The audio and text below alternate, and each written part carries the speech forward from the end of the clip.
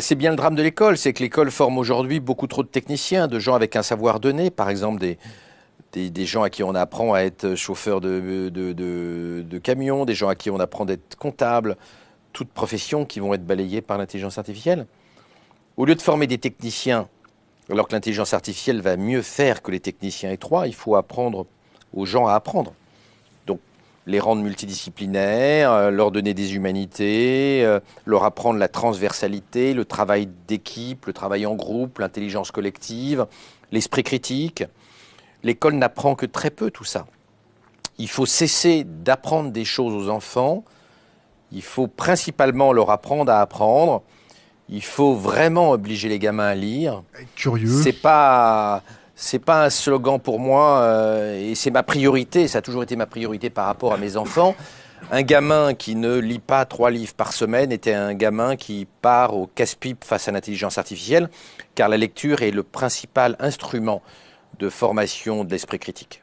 Et si les élites intellectuelles en avaient quelque chose à faire des gens moins doués, eh ben, on investirait plus dans l'école et on essaierait de se rapprocher des standards de qualité des écoles de Singapour, au lieu d'avoir nos écoles qui sont bien souvent sous-investies, avec des profs sous-payés et sans moyens. Oui, je le répète, et ce n'est pas un propos démagogique, nos ZEP devraient aujourd'hui être au standard Montessori, au lieu d'être ce qu'elles sont, c'est-à-dire des endroits qui vont fabriquer des gamins qui vont être laminés par l'intelligence artificielle. Oui, il y a une responsabilité écrasante des élites intellectuelles dans la crise sociale et politique qui arrive. Il faut investir massivement sur la recherche et sur l'éducation, sauf que ces segments-là n'intéressent pas nos élites politiques.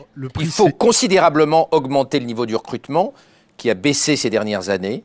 Il faut qu'un jeune polytechnicien, qu'un jeune HEC, qu'un jeune diplômé de Subdeco ou de Centrale puisse être instituteur dans la France de 2020. Donc il doit être payé au prix d'un jeune polytechnicien. Sinon, le niveau ne sera pas suffisant pour aider les gamins à monter dans l'ascenseur social. À l'ère de l'intelligence artificielle, nous devons mettre les meilleurs cerveaux français comme profs de collège, comme instituteurs, qu'on appelle maintenant d'un nom différent, mais qu'on appelait instituteurs quand moi j'étais gamin. Si nous ne faisons pas ça, eh bien nous allons effectivement créer un apartheid avec les enfants de la haute bourgeoisie qui vont continuer à mettre leurs gamins dans des écoles Montessori à prix d'or, et puis les gamins du peuple qui vont être pas bien formés dans des ZEP de mauvaise qualité. Et c'est ça qui conduit à un cauchemar politique.